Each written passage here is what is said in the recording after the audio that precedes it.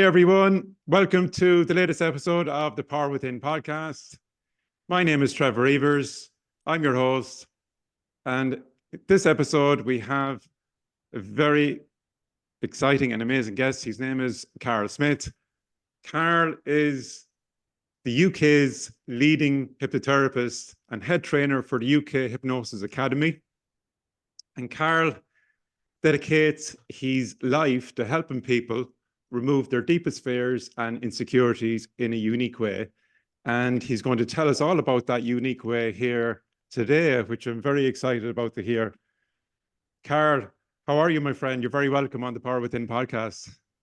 I'm good. I'm just keeping the flag flying, all of that type of stuff, and doing what I do, upsetting people, fixing people, and just enjoying life, to be quite honest. So there we go. Yeah, all's good. Yeah.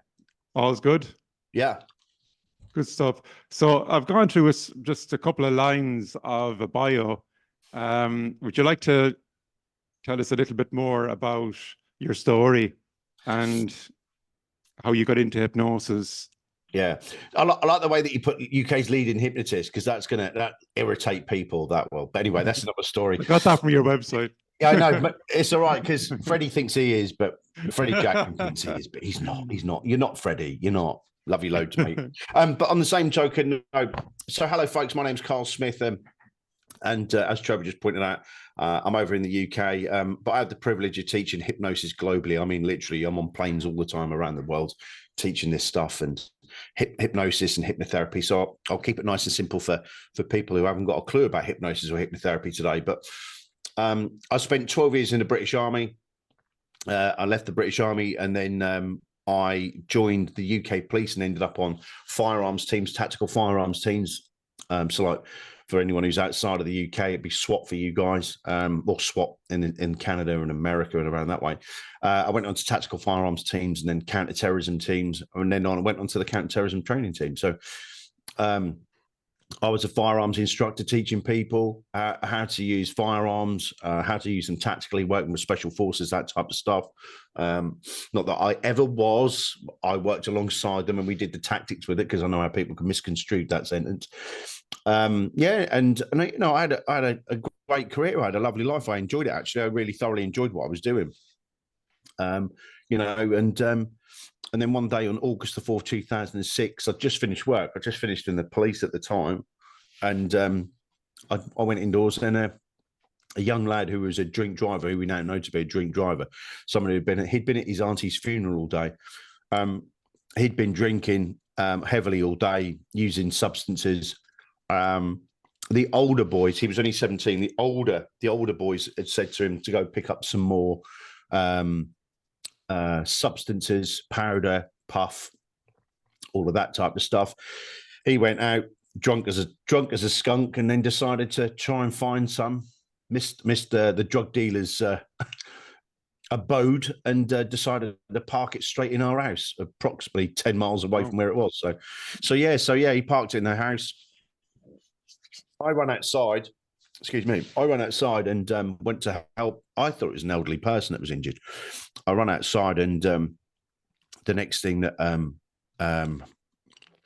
happened is that he put the car into reverse, and then I basically got trapped underneath the car.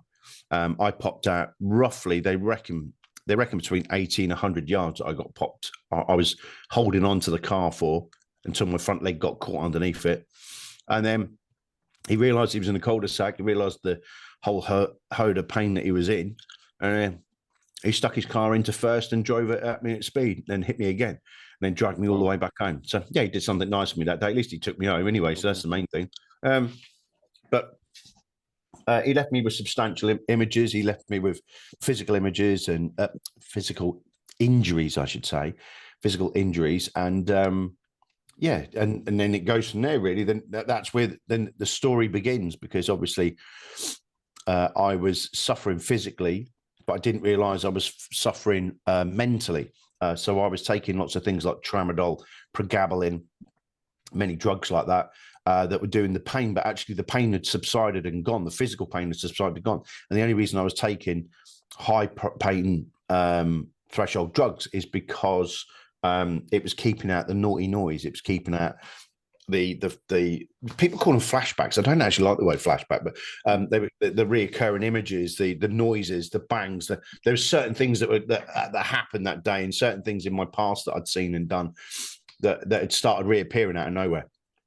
And that I used those drugs to keep those down. And a lot of viewers on here may well be going through that process at the moment, using drugs to suppress emotional things. For when they don't do that, all drugs do is suppress it. They don't deal with it. So, it makes it manageable. And that's exactly what I was doing, except I was using it with really, really powerful painkillers.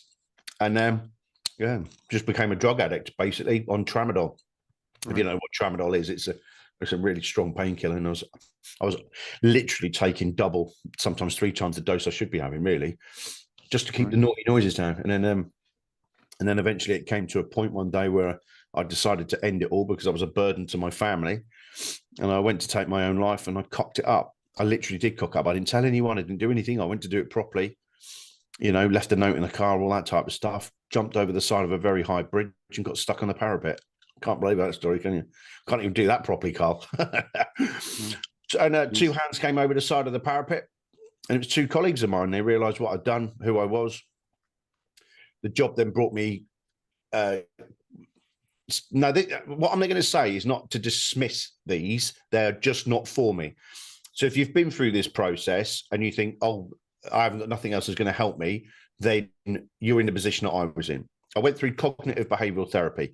That made me worse. I went through counselling. That made me worse. That is not to say that CBT or counselling is bad. It just did not fit me. So if you've been to CBT and counselling before, then that's what I'm telling you, is it's not the end of the world. That's the really important part I like getting across to people, is that for some people, CBT and counselling works. Brilliant. Good to hear. Some people, it doesn't. And the key thing is it didn't work for me. So I thought it was the end of the world. So hence why I thought I was a burden, and that was it. My life was over, And the long story short is that I went to all of them. They just made me worse. And then a police officer friend of mine said, I know somebody who's a hypnotist. Well, I was actually born in a place called Great Yarmouth, which is a holiday resort, a well-known holiday resort on the east coast here of England. And they had hypnotists. And my only education around hypnosis was your archetypal square chicken, dance around like a chicken, all of the things that people think that hypnosis is. That's my only reference, the daft side of it. I didn't really know much about the what people now call clinical. It's not really, clinical is more of a sales term than an actual meaning. And he said, no, let me show you, let me educate you, let me teach you. That's exactly what he did. And he sat down and he said, no, hypnosis this, hypnosis that. And I now realize what he was doing to me while he was educating me. And where I always talk about the preamble, the pre-talk. I now recognize what he was doing to me. He was setting me up to go into hypnosis. And he put me into hypnosis. And it was like all the weight and the burden of 20 years. And I had a great childhood. I'm 50 years old. I'm fairly good at getting a kick in the backside when I was a kid. I was the cheeky, got me one throwing the apples around. I was never up to serious mischief. My parents weren't bad, but, things pop up because when you're a child, even though they're not traumatic, they appear at the same time that they could be. Little things like that. So I had a great childhood. My parents were good to me. Foot in the backside, but nobody, that doesn't ever bother me. That's not really the reason why, but little things.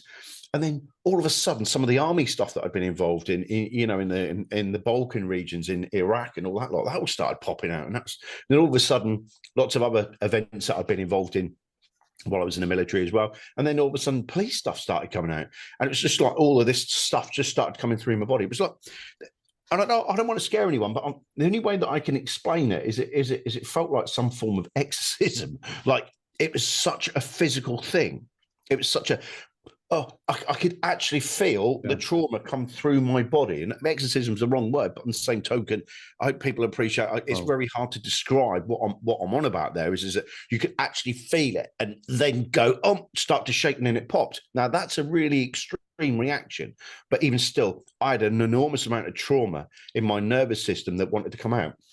And that's why I use the analogy. You always hear me use the analogy of a pressure cooker. And I'll talk about that in a moment. But that's why you hear me talk about that pressure, because on the day, that's exactly how I felt. I felt like somebody had just got the top of a pressure cooker and gone,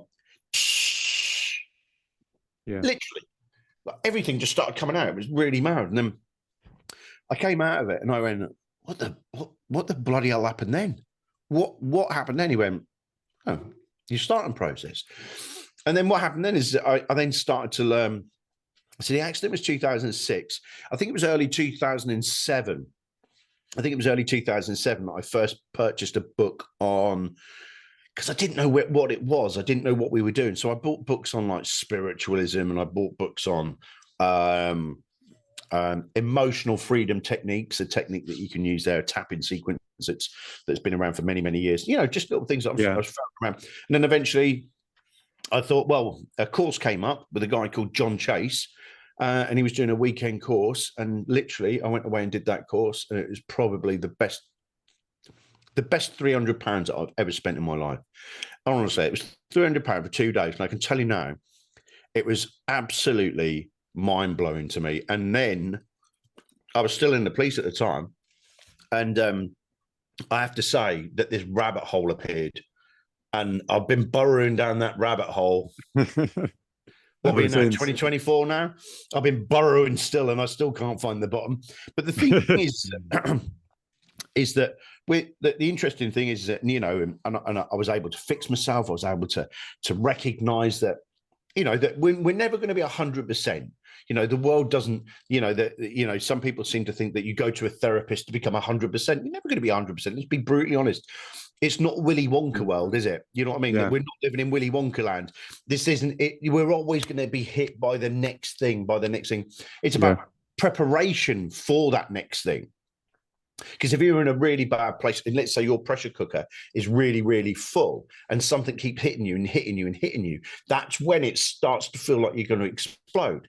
I feel that when we're working, all we're doing is dropping it down and giving ourselves that little bit of space at the top to then get hit again, to then be able to resolve it over time or with therapeutic interventions. So that's the way I see therapy is that we're constantly being hit financially, emotionally, you know, businesses and personal life. You're always being hit, but you know, there's always something, you know, and you know, it all depends what your perspective is as well, because I was talking to a lady the other day who was so angry with somebody because of their was it whist club, you know, cards. Yeah, it's have a whist club. She's in her late 70s, and she was very upset. And I can't remember the name of the lady, but you can imagine what the conversation is. I'm just so very angry with Mildred. But she just goes in there and but to her, that's life ending. That's like trauma. You're like, I'm sitting there going, but this is childish. But to her, it was, you know, she'd been doing this all of her life, you know, for many, many years. This lady, whether it was called Mildred or not, I can't remember now, but she's now come in and started doing things differently. And it was like she started building up this anxiety. The next time that I see somebody, it's a soldier that's been working behind the scenes doing certain things in certain places around the globe. You know, so the way that people perceive it and the way that people deal with trauma, anxiety, and all that are very, very different. You see, it can be a perspective thing. So one thing that I do want to get, and the reason I say that, Trevor, is because it's very important that people realise that story I've just told of military and emergency services doesn't mean that just because the stuff that you're going through isn't as important. Mine was, you know, very extreme, but it doesn't mean that somebody who has been sexually assaulted once or been in a domestic violence scenario isn't worthy. It just means that there are different ways of perception and do stuff.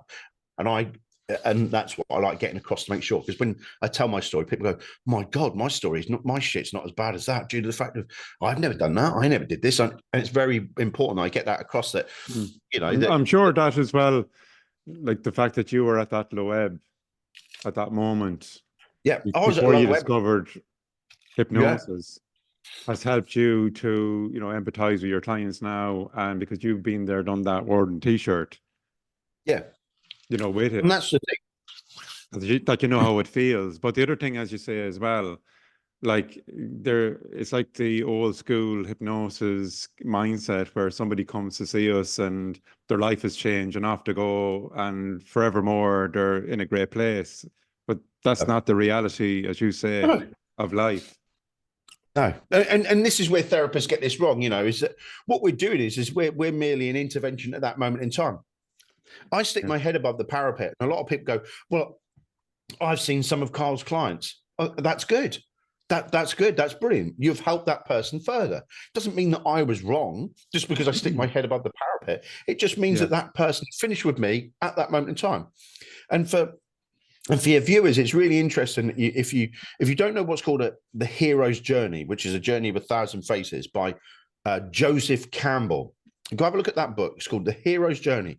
Every single movie in the world is based on the hero's journey. Once you've read it, every single movie from now on is ruined. Whether it be from people clicking red slippers together, and there's no place like home, all the way to Star Wars, they all follow the hero's journey. And it's really important. Some therapists miss this bit, is to understand that hero's journey. Is that just because somebody came to you and they didn't get 100% or they didn't fix 100% doesn't mean that you weren't worthy. Doesn't mean that you didn't do your part. It just means that they've then opted to do something else. It may well be personality. It may well be stupidity on another therapist's part saying, I can do better. Or something else. You just don't know. But on the same token, if that person entered your life and you did something nice, then it's something, and you did something from there. And for me, I get people phoning me up saying, Karl, I've got this client that they've been to see you. That's brilliant. Years ago, my ego used to get in the way, but then I started realizing their hero's journey was only part of that. So if you're going through, people are watching this at the moment, and you're thinking about changing therapists because it's not quite working, or the horrific thing I normally hear is about people that are in therapy for years. That's the worst bit, because there is no necessity for that. That's just greed and stupidity on the therapist's part, trying to keep people to get a little bit of coin, Yeah. Because nobody needs to be in therapy for years. I can understand a couple of months. I can understand 6 months, but I can't understand years. I've never got that, especially with the same therapist. That means that something fundamentally wrong is with you and the relationship with that therapist, or they're just regurgitating the same old stuff. And that's why I tend to work the way I do. Yeah. One of the things that struck me when I met you last May at the Irish Hypnotherapy Conference in Wicklow in Ireland was that, the lesson I got from you overall was not to get so hung up on kind of, not that I was using scripts, but I suppose even like this strategy or that strategy, to just be present with your client.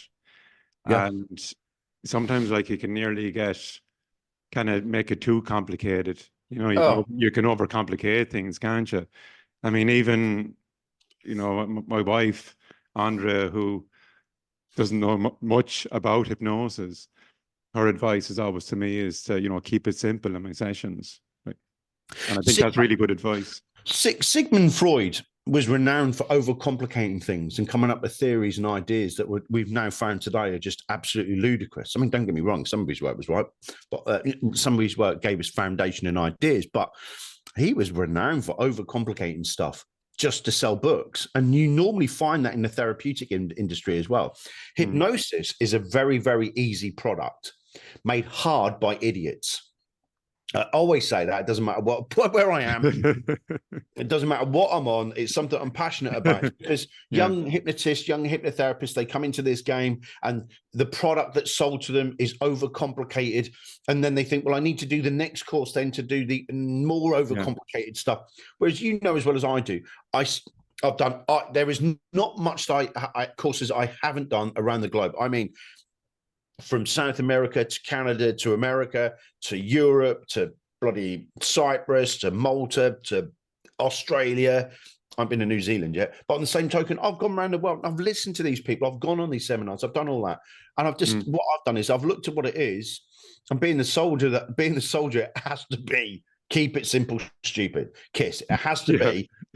I'm like a computer. You've got to punch the information in. So what I do is I tend to look at something and with my experience, when somebody comes to me, this is the thing for me, is when somebody says, I've got a brand new technique, I'll normally find it, and within, I would say 5 minutes, I can tell you its actual original origins. I can tell you that straight off. Interesting. I can tell you that's Bandler's, that's mesmeric, this is that, this is that, this is that, this is that, this is that, and all they've done is combine it. There's nothing wrong with that. It's a different perspective. That's brilliant. That's amazing. Brilliant. But don't sell it as new, because there's nothing new when it comes to therapeutic interventions. There's nothing new. Only the science and some of that's a little bit weebly when most people know me. I just ignore. I'm not interested in the science element of it, because it's so rapidly changing. As soon as somebody comes out of an ECG machine, somebody's already said, well, that was rubbish. So I never bother with that bit, because that takes an enormous amount of my time. I'd rather use the techniques that have been used for sometimes hundreds of years and just do them that way. And I'm very much that way inclined when it comes to therapy. I'm not interested in the science. I'm not interested in that. I like to simplify it, show people how to do it, get people to do it, and then get them on their way. And that it's there's no fluff in what I do. And that military mindset and that policing mindset of keeping it simple sometimes really is where we lack. I learned something there many years ago. I went and done an LMP course, neuro-linguistic programming. So I'm sure you're familiar with that term. And nauseating long pantomime. Don't get me wrong, I did get some benefits from it. Of course it is, like every course, but I think even that, you can overcomplicate, you can overthink things, because at one point when I was doing that course, I was looking at my client and seeing which way they were looking, whichever way they were looking down and to the right, that meant something. If you're looking up and to the left, that meant something different. But when you're kind of overcomplicating things in that way, you're not present with your client just in a natural way. Because, I always put in the effort into my sessions to be natural, even though I have a process and like that, like, I suppose, a template I keep to. But at the same time, you don't want to be over kind of, you don't want to be like your natural self as well.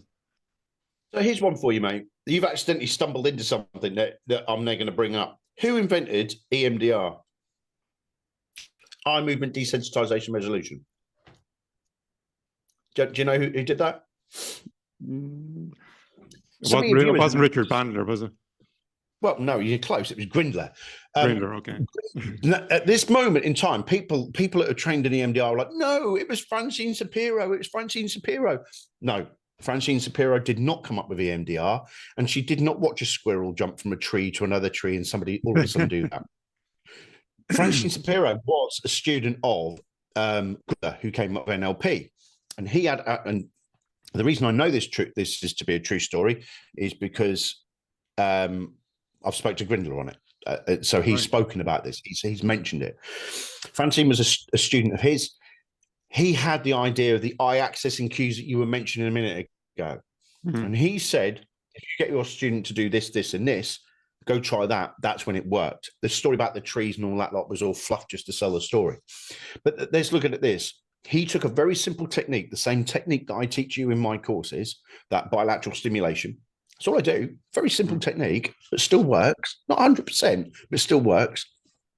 Moving the eyes left and right.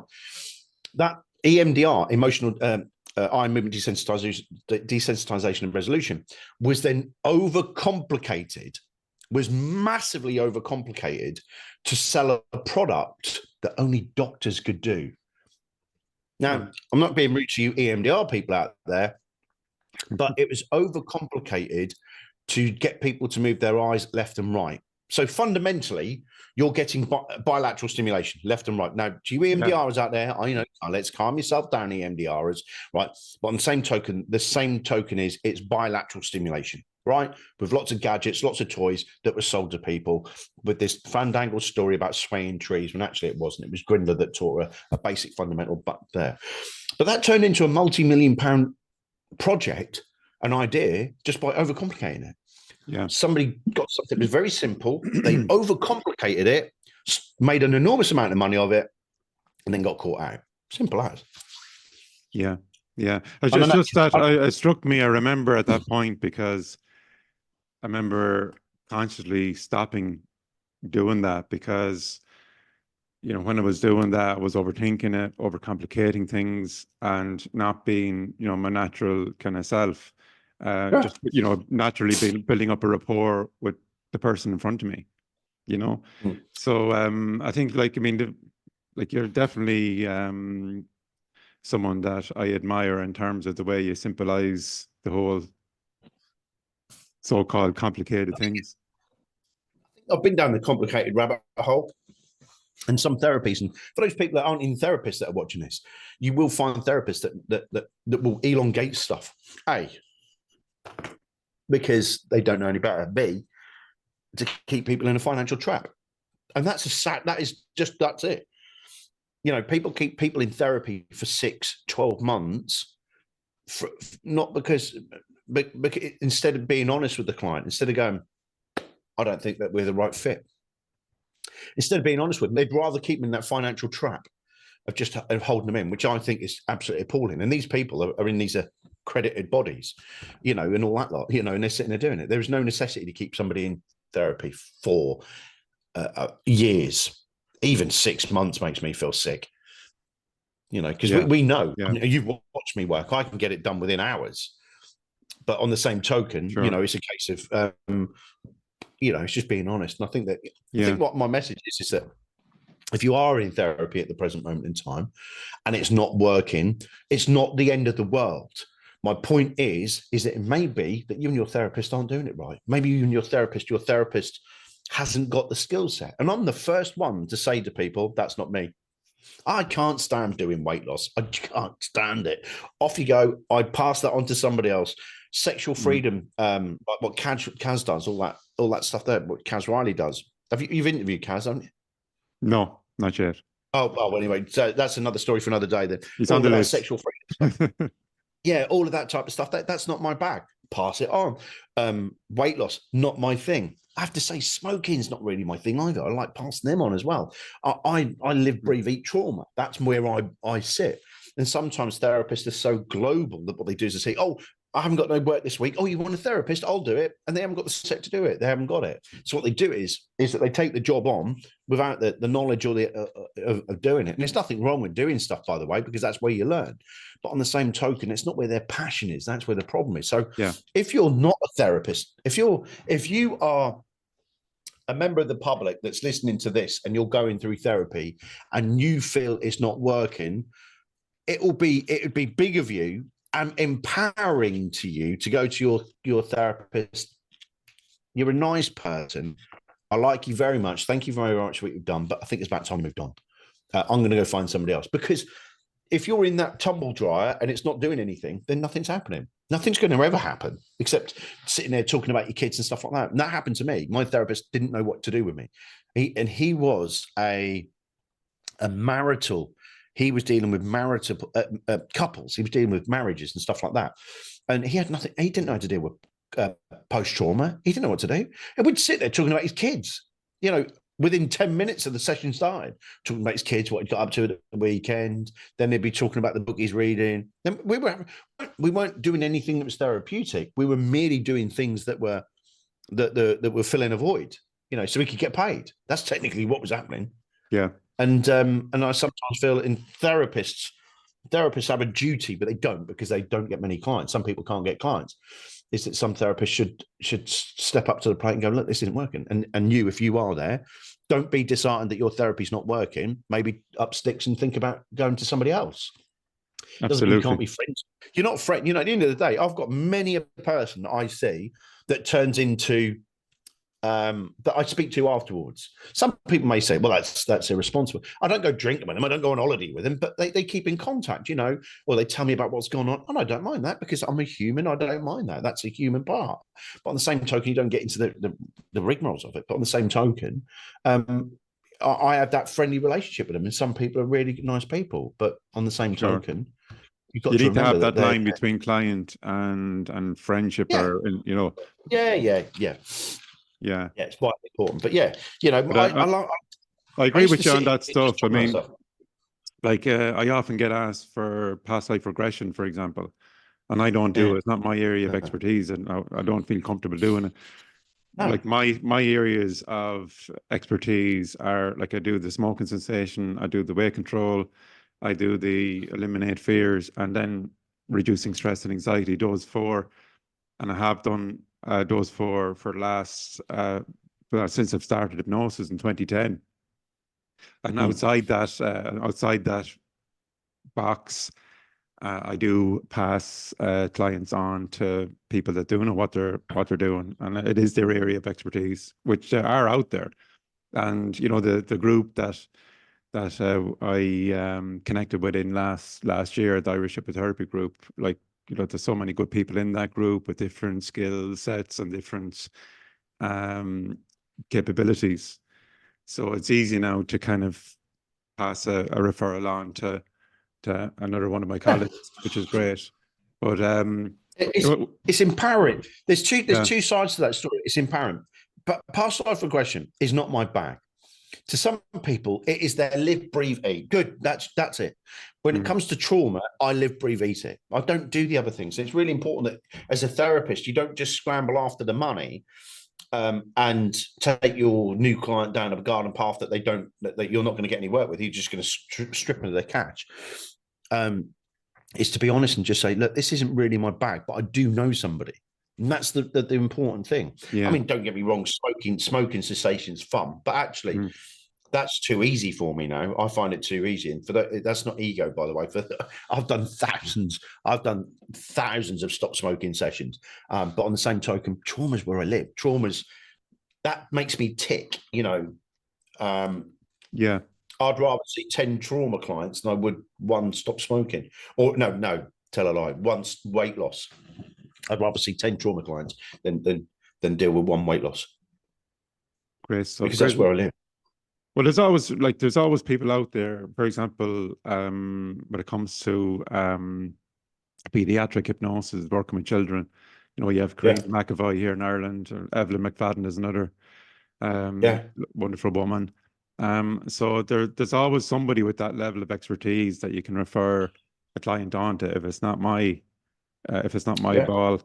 ballpark. So look, Carl, one other thing that I want to get into, which is the whole kind of the change happens in the moment in terms of releasing stress and anxiety and worry and that built up blame, shame, guilt, and regret, all those things that we carry around with us.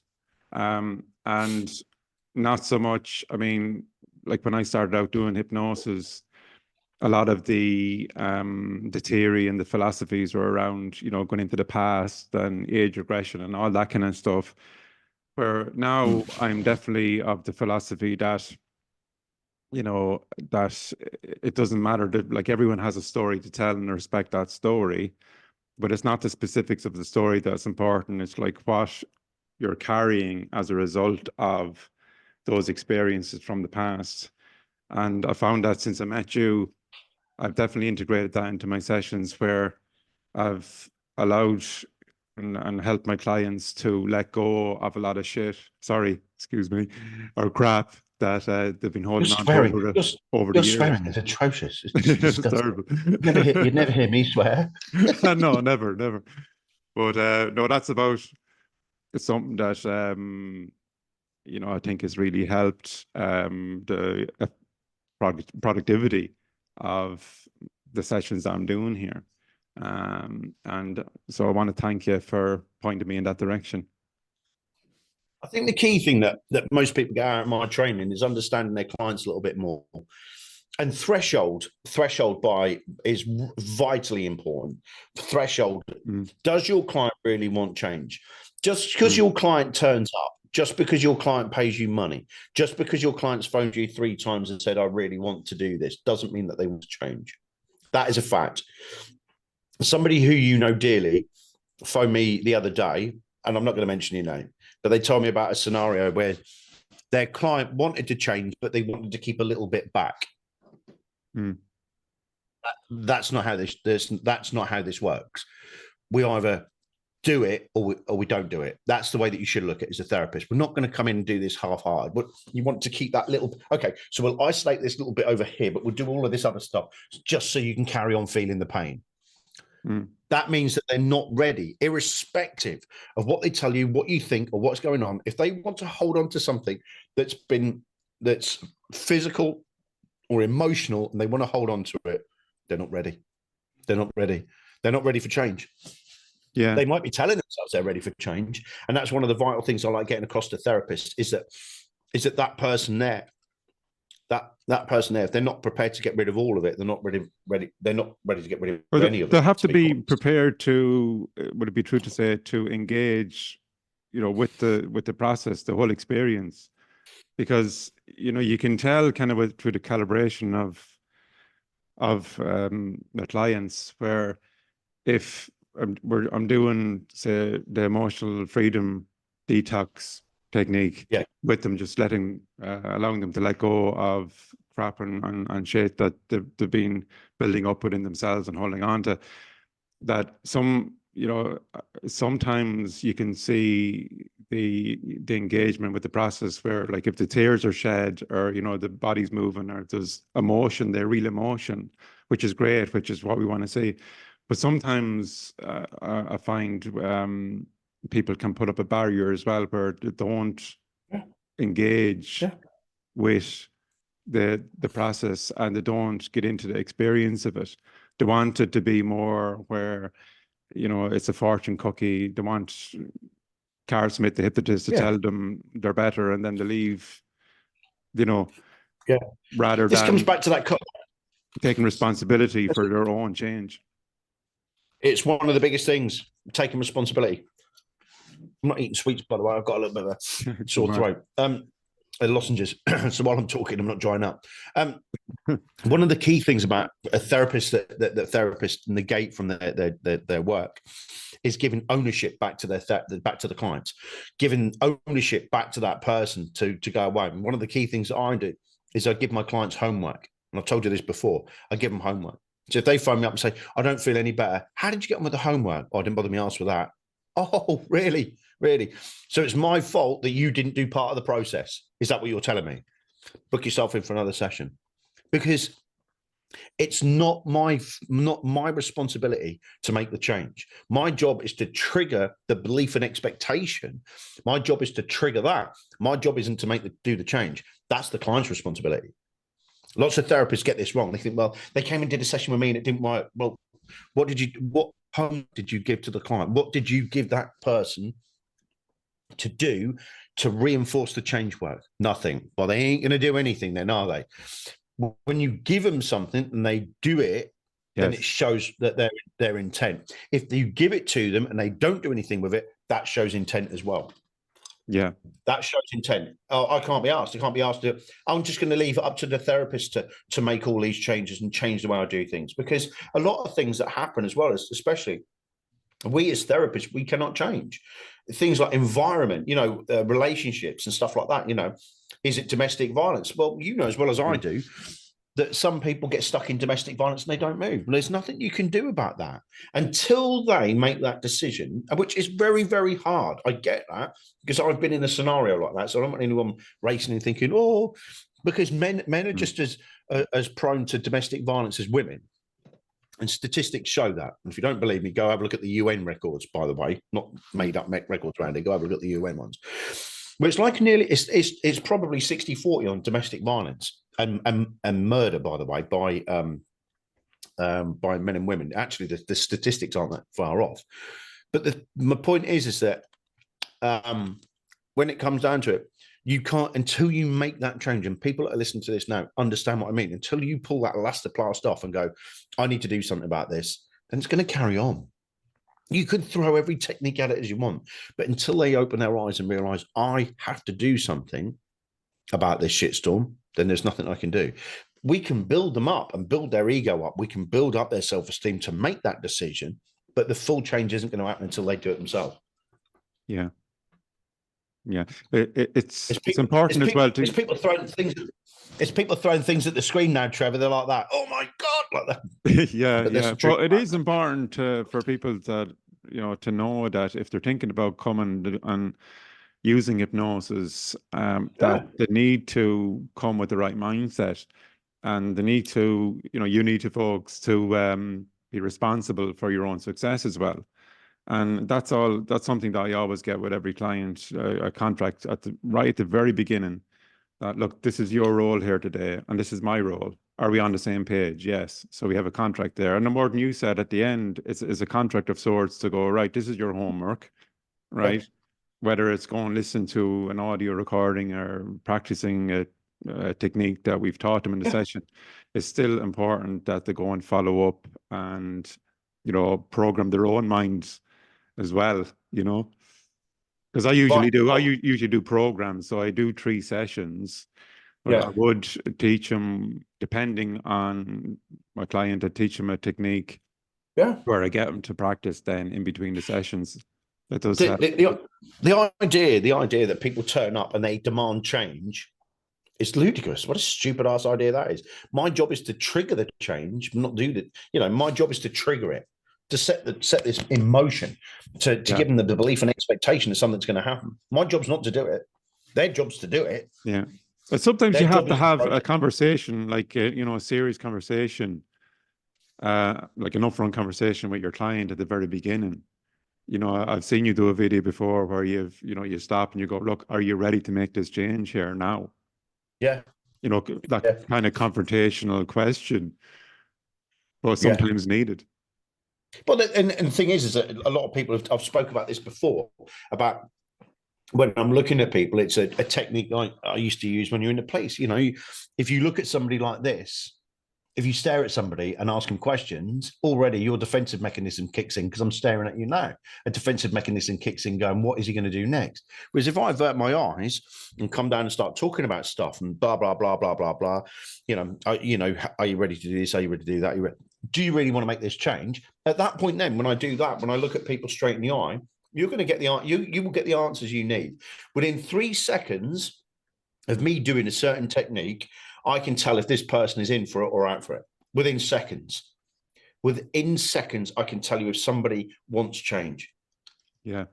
And it works every time. It's not a silver bullet, but on the same token, what it does do is it does peer deeper than the words. I can actually hit somebody's subconscious, unconscious, monkey brain, soul, energy, whatever you want to call it, by literally just by being so direct to them, by going through a process of questions, not looking at them, bang. Do you really want this change? Within a millisecond, I can tell whether I'm on a winner or not. Yeah. And I'll stop sessions. If they go, well, then I know that they're not ready for change. Kick them out. Just because. Pardon? Would you kick them out? I would. Yeah. I've got no qualms. I've got no qualms in telling somebody to go away until they're ready. Yeah. What I do that it does help is that I do say at the start during my pre-talk that, look, I'm a facilitator of a change here, but you're the one, I'm empowering you here to make this change. And if somebody's coming in with a victim style mentality, then that's something that, you don't want. Because, if you're playing a victim, you're never going to look in the mirror and go, well, maybe I'm responsible here for my own change. Yeah. You're going to point the finger at Karl Smith, the hypnotist, and go, he's to blame. The problem with today's society is people lack responsibility for their own actions. How quick is it that people, you can see it on the internet all day long, people do traffic offences, people get themselves into trouble, and the first thing they want to do is put the camera on and blame the police officer for, or the soldier, or the ambulance crew, or the Coast Guard for their woes. It's your fault that this all happened. But we're actually turning up because you called the ambulance, it's your fault, because you get that, what's it called? Transfer of malice. You get that what's called transfer of malice. You get transfer of malice where, I've been to a scenario before where somebody's gone and stuck a knife in their partner. They've called the police out, and then both the partners are having to go to the police because the police are there. It's their fault, just like that. But that lack of responsibility is there in society, and that lack of responsibility of taking responsibility for your own bad behaviour, plus, not helping yourself is there. It's paramount. It's one of those things, and people do it. We're in a world where it's like, just change me. That's it. I don't want to. I Do don't you ever want get a anybody phone hard call work. as well? Somebody asking you, is there a guarantee? Can you guarantee this and can you guarantee No, that? yeah, I never guarantee. If they're Yeah. asking for that, then they're not ready as well. Can you guarantee any work? Can I pay you after the session? No, no, because you're part of the buying into it is part of the threshold test. Yeah. And somebody saying to me, "Well, you're a bit expensive." Well, that's fine. There's somebody down the road. Oh, but I want to work with you. Well, save your money up then, because the reason I charge high, the reason I charge, I don't know what it is at the moment, but for a 45-minute session with me works out as £300, which is probably about 340, I think. No, not even that, €320, I think, whatever it is at the moment. And some people say, well, I can't, I wouldn't pay that. Well, that's fine. But that's my threshold test. People who really want me will pay that. Yeah. Good stuff. That's And not agreed. That's threshold. what do you enjoy most about the work that you do, Karl? I can't say that. Put you on the spot No, I there. can't say that. I can't say that either. I can't say that. Next question. Well, yeah, there's nothing better. There's nothing better, genuinely, with all of the, the sit there and all the stuff that I do get in the way that I do normally act. Because I've not sworn on this. I normally swear a lot, and that Go my ahead. clients like that. No, my You have liberty clients do to like. spare. You have my permission. Yeah, my clients, because that's part of where I work out as well, because I'm very direct in the way I am. It's not a play act. I do swear at my clients, and that entices clients into me as well. But what I do love it, I do love hearing good stories. There's nothing better than hearing it, that somebody's changed their life and they've done something because of that pivotal moment that happened with you, with you. And that's what we're here for. Life isn't a fucking rehearsal. Do you know what I mean? It's swore now. So that life isn't a rehearsal. Yeah. So, just enjoy it, let I just can't understand why people have to hold on to it, and do that. But seeing people doing that's changes. one thing that when you're talking there, I'm definitely getting from you, and that I always do, is that, when you're doing the sessions as the hypnotist, enjoy them. Like, the more I enjoy doing my sessions, the more productive and effective they're going to be, and the more confident I'm going to be. Yeah. And that's just about keeping it simple, not overcomplicating things, and that's something that gives you confidence, because sometimes you can put a lot of pressure on yourself, saying, look, there's 101 tools in the toolbox there, but you can only use any one thing at any one time, really. Yeah. And, you can do all these courses, and like, you're looking for the magic formula, but there's no magic fleece. There isn't any. It's an elusive kind of pot of gold at the end of the rainbow. It's up to yourself. Like, it's a confidence thing. It's a confidence game. And to me, no matter what strategy you use, like, if you're confident using and you're confident in yourself and you believe in yourself and you're with your client, you're going to get the results. Whereas if you're using a process, or using a technique or a strategy that you're not comfortable using, or you're trying to fit it into what you're doing, but maybe you're not an expert on it, you're trying to get, then that's going to come across. So definitely, I'd be one for keeping it simple. I'm sure you were as well. But I have one eye on the time there, Karl, and time is against us. So I'd like to ask you, before you say goodbye, have you any parting words of wisdom you'd like to share with myself and my listeners here today? I have to say that before we came on there, you asked me this question, and I think I've been doing it all the way through it. I think one of the key things is right, for therapists. Yeah. Stop chasing the golden fleece. There is no such thing as a golden fleece. There is no golden fleece. Use what you have now, master that, and develop your own niche, your niche, wherever you are in the world, because niche is another word that's used in the States. Niche. Choose a lane.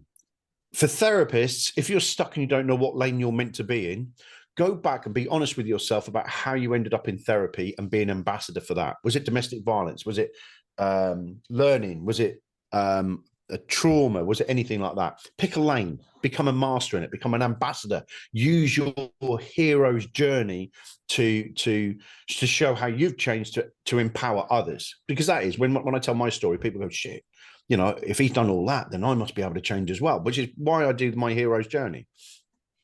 So be honest with yourself. Why did you get to this point? Then master that, be an ambassador, start building your niche around that, and start moving around it. And that's for therapists. And for clients, for those people that are out there having therapy, is that just because the therapy isn't working doesn't mean it's wrong. So we said this at the very beginning. You know, if you're out there at the present moment in time and you're with a therapist at the moment that's not working, you've been there for, I don't know, 6 months plus or whatever, continuously there all the time, it's not working. You're not there to be their best friend. You know, you're not there to be their friend. You've got to look at it to save yourself. You've got to put your oxygen mask on before you save everybody else. So if it's not working with your therapist, move on. There is nothing wrong with you changing your therapist and moving on, because you may well have developed this friendship where it's on Thursday we always meet up, have a coffee and a session. So this then becomes a repetitive thing. You're not doing anything therapeutic, you're just doing something to do something.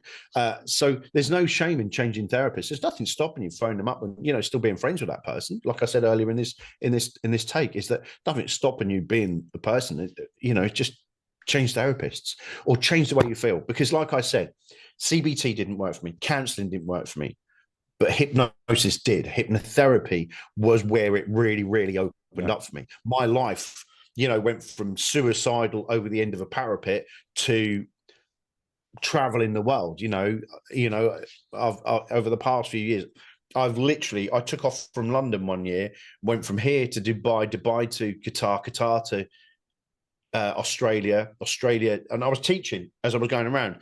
Then I was in Australia. Then I was on The Voice with it doesn't matter. I was doing some stuff behind the scenes on The Voice, the famous TV show. I was working there, coaching, and doing hypnosis on the back scenes of working on there with people. I'm on an NDA for that one, so I have to be cautious. And then I went round to Hawaii. I was teaching Waikiki Beach. Then I went to Los Angeles. I was teaching in Los Angeles, flew from Los Angeles to Las Vegas. This is on one trip. Las Vegas, teaching at Hypno Thoughts Live, left there, went straight to London Heathrow. I got off the plane the next day with jet lag. I was teaching a kinetic shift course. Then I drove, then I got picked up the next 2 days later and collapsed in a big pile on the floor. I've taught literally around the world, literally in one session I've done that, but that doesn't include all of the other stuff that I've done, Canada and Cyprus, Malta, all the other stuff I've done. You know, so opening up different cabins, you know, just something different, something just because, you know, you think it might be a little bit, I don't want to do that because I'm not, just have a go. It might well be the thing that you're holding back from might well be the thing that is the thing that you really need. And have you any plans to come to Ireland this year? Funny enough, Mr. Scanlon is calling us right now. So I'll be in Dublin doing the hypnotherapy convention. I'll be over there as this goes to tapers in 2024. So I'll be over in Dublin on the 20th and the 21st of, well, actually, I'll be on the 19th, 20th, 21st and 22nd. I'll be in Dublin of 2024. But no doubt I'll be supporting John in the future anyway. So I'm always in and out. Do you know what? I've not been to Ireland for years, and I did it 4 times last year. And you like it? Unbelievable. Bringing you back. I just keep coming back. It's the black stuff, mate. It's the black stuff, and mate. the Irish crack as well. The Irish crack as well. You have to say we're not too bad for a bit of crack, but hopefully I'm going to make the therapy conference myself. So I'll see you there, and we'll catch up, and we'll have a beer, a Guinness, and pint of the black stuff. But until then, thanks a million for your time and coming on to the Power Within podcast. I really appreciate it, Karl. No, you're more than very welcome. much. I've enjoyed talking to you. Keep up the great work. Cheers, buddy. Take care, my friend. Thanks very much. Okay, folks, it's that time again to say goodbye. My name is Trevor Evers. This is the Power Within podcast. And until next time, be good to yourself, be good to each other, and we'll see you on the next episode.